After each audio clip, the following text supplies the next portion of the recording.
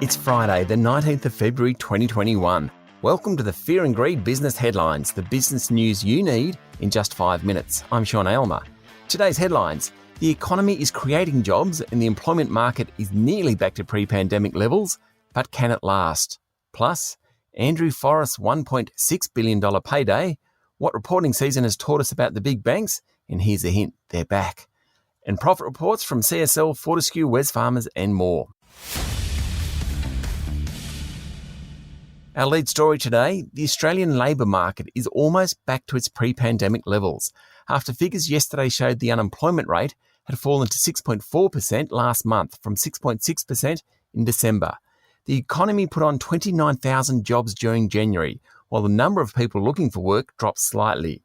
Full-time jobs jumped by 59,000, while part-time positions dropped by nearly 30,000. It means 93% of the jobs lost last April and May at the height of the pandemic have been regained. Underemployment, where people want more hours but can't get them, is improving as well and is back to pre-pandemic levels. The big test will come when JobKeeper ends next month. There are around 1 million workers receiving some benefit, and there are around 100,000 people working 0 hours and being supported by the government payment. The recovery in the jobs market is impressive. It's better than many overseas economies and faster than previous recessions. It is the critical economic indicator for monetary and fiscal policy. In overseas news, coronavirus numbers are falling across Europe and the United States. California, for example, reported fewer than 5,000 new cases last night, the lowest daily figure since early November. Around the world, the reported daily coronavirus infections have been dropping for about a month. Chinese stocks briefly hit an all-time high yesterday on the back of confidence in the economic rebound in the world's second largest economy. The last time the market was at these levels was back in October 2007. Locally, Fortescue Metals, like BHP and Rio Tinto earlier in the week, has announced a record dividend, providing major shareholder Andrew Forrest with a $1.64 billion payout. The iron ore miner announced a $5.2 billion net profit for the 6 months to the end of December. It was the best bottom line ever for Fortescue. The group said it would put 10% of net profits in the future towards finding renewable energy projects. Its share price closed yesterday almost 2% higher. ANZ was the third of the big banks to provide a quarterly update this week, and like Westpac and National Australia Bank, it reported a sharp increase in cash earnings to $1.8 billion. It wrote back $150 million worth of loans that were previously considered impaired, demonstrating the bank's faith in the economic pickup. So, at the end of the week, what do we know about the bank profits? Bad loans are falling and the market is growing. Despite lower interest rates, margins are stable. And after a dreadful couple of years, which started with the Hayne Royal Commission and ended with COVID, the sector is back. The ramifications of Facebook's decision to restrict publishers and people in Australia from sharing or viewing news content has been quick and loud. Facebook boss Mark Zuckerberg pulled the plug on Australian news content yesterday, fearful of setting a precedent for the rest of the world. Facebook pages for essential services, state governments and charities were caught in the crossfire, while the media sites have already had their pages blocked. Will life be a disaster without news content on Facebook? I doubt it. But what yesterday showed was just how reliant business and individuals are on the social media giant.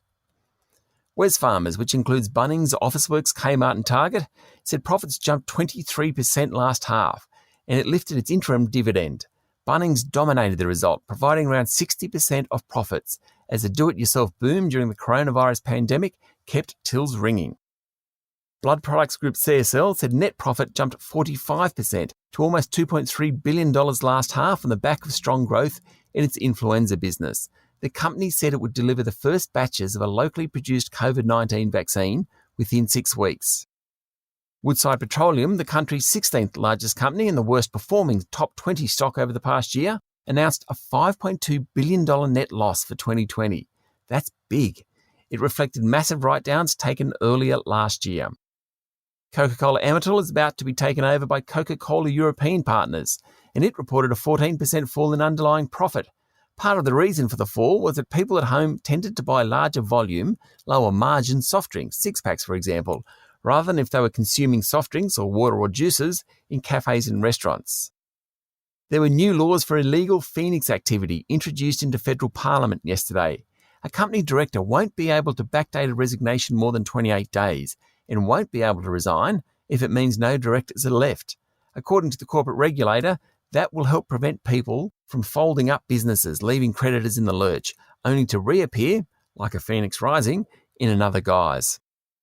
And finally, every year the magazine Consumer Reports releases its rankings of global car makers based on road tests, reliability data, owner satisfaction surveys and safety performance. It's the Bible for vehicle makers. And this year, the number one ranked make is Mazda, followed by BMW, Subaru and Porsche. Tesla was the big mover over the year, but it went the wrong way, down 5 spots. That's the Fear and Greed business headlines for today. Make sure you've hit subscribe so you don't miss out. There's also more in today's full Fear and Greed podcast, including an interview with Tim Burrows, founder of Mumbrella, on the real reason why Facebook banned Australian news. I'm Sean Aylmer. Enjoy your day.